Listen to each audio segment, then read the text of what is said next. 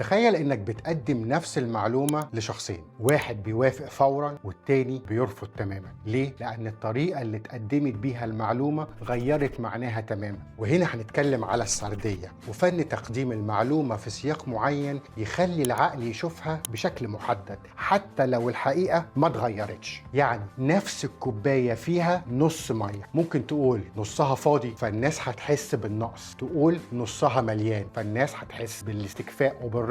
المحتوى واحد بس الإطار خلى الإحساس مختلف تمام. في التسويق لو قلت 20% من الناس ما استفادتش من المنتج هتشوف الزبون خايف، لكن لو قلت 80% من الناس شافوا فرق حقيقي ده هيحفز الزبون إن هو يشتري. يعني ادفع 1000 جنيه في السنة ممكن تبان تقيلة على ناس كتير، لكن بس قسط ب3 جنيه في اليوم ممكن تحسها خفيفة وسهلة رغم إنه هو نفس المبلغ. العقل البشري